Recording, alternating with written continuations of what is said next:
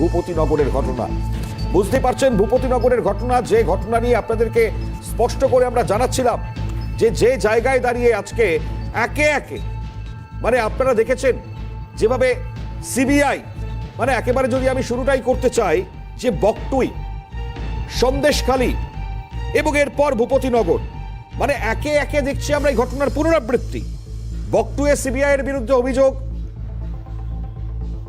বকটুয়ে CBI এর বিরুদ্ধে অভিযোগ এবং ঠিক তার পরবর্তী সময় আমরা সন্দেশখালী, সেই সন্দেশখালীতে আমরা দেখতে পেয়েছি একদম ইডির বিরুদ্ধে অভিযোগ।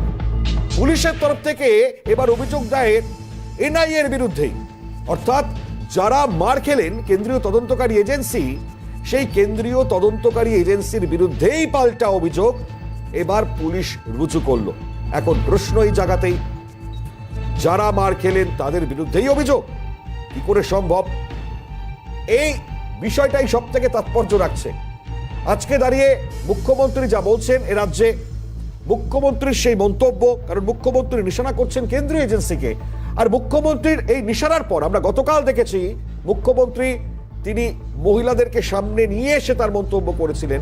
ততক্ষণ পর্যন্ত এফআইআর ছিল না, মমতা বন্দ্যোপাধ্যায়ের বক্তব্যের পরেই এফআইআর দায়ের। পরবর্তীতে প্রশ্ন এটাই উঠছে যে মুখ্যমন্ত্রী নিশানার পরে কি কেন্দ্রীয় এজেন্সির বিরুদ্ধে তাহলে পরে অভিযোগ দায়ের? আমরা দেখাচ্ছি কি কি ধারায় অভিযোগ দায়ের হয়েছে দেখুন। 448, 325, 354, 35 এবং 354 পর 35-এর বি, 509 এবং 34 ধারায় এনআইএ এর বিরুদ্ধে এই হচ্ছে এফআইআর দায়ের। অর্থাৎ একে একে যখন আমরা দেখতে পাচ্ছি এই পরিস্থিতি যখন চলছে, তখন ঠিক এই ধারাগুলো পুলিশের তরফ থেকে দেওয়া হয়েছে। এবং আমরা আজকে অবশ্যই পৌঁছিয়েছিলাম এক অভিযুক্ত যার বাড়িতে, সেই অভিযুক্তের বাড়িতে পৌঁছবার পর সিএনকে বাধার পাশাপাশি সেই পরিবার বলছেন, মানছেন না যে এই ধরনের ঘটনা ঘটেছে সেটা ঠিক। আমরা ধৃত তৃণমূল নেতা মনোব্রত জানা, তার পরিবারের লোকজন আমরা স্পষ্টত শুনছিলাম, কারণ এই পরিবার, তাদের এই পরিবার যারা অভিযোগ করেছেন এনআইএ এর বিরুদ্ধে, তারই পদক্ষেপ হিসেবে পুলিশ এই এফআইআর গ্রহণ করেছে বলে আমরা জানতে পারছি।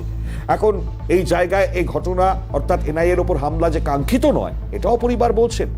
এবং একই সঙ্গে দাঁড়িয়ে যদি কোনো ঘটনায় তার বাবা যুক্ত থেকে থাকেন, আমরা অভিযুক্তের ছেলে তার মন্তব্য শুনছিলাম, আইনের মতন তদন্ত করবে। অর্থাৎ ভাবুন যে কোথাও না কোথাও গ্যাপিংস থাকছে, অর্থাৎ এই গ্যাপিংসটাই কিন্তু খুব ইম্পর্টেন্ট জায়গা।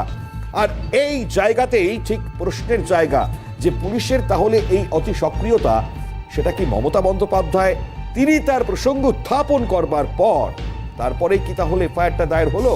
এখন এটাই সব থেকে বড় প্রশ্ন, আর যে প্রশ্ন নিয়ে বঙ্গ রাজনীতি এই মুহূর্তে তোলপাড় হচ্ছে।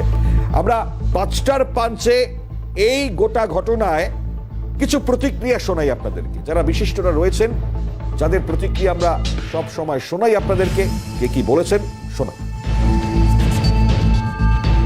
গোটা দেশ জুড়ে মোদি চাইছে ফেডারেল স্ট্রাকচারটাকে ভেঙে দিতে, এবং সেই কাজটা ওরা মমতার মারফত ত্বরান্বিত করার চেষ্টা করছে। মমতা এবং মোদির তো একটা গোপন আঁতাত আছে পরিষ্কার।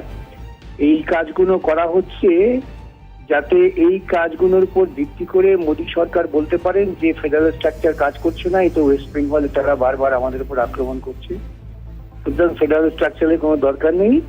মোদী একটা স্বৈরাচারী দেশ প্রতিষ্ঠা করতে চাইছে, ইউনিটারি স্টেট, সেই লক্ষ্যেই মমতা এবং মোদী একে অপরের সঙ্গে তাল ঠুকে কাজ করে যাচ্ছে। এছাড়া অন্য কোনো পরিকল্পনা নেই। পরিকল্পনাটা হচ্ছে ভারতের সংবিধানের এই ফেডারেল স্ট্রাকচারটাকে নষ্ট করা, এটাই হচ্ছে এদের পরিকল্পনা। সেই পরিকল্পনা যে এরা কাজ করে যাচ্ছে, কিন্তু অঙ্ক কষে কাজ করে যাচ্ছে। যে আমরা ইনফরমেশনটা পেয়েছি যে টিভি চ্যানেল থেকে বা নিউজ পেপারে যেটা দেখেছি, সেটা তো ক্রিস্টাল ক্লিয়ার হয়েছিল যে এনআইএ যে গিয়েছিল in compliance to the direction of honourable high court, এবং তদন্তে গিয়েছিল 2022 সালের একটা ঘটনায় আর কি।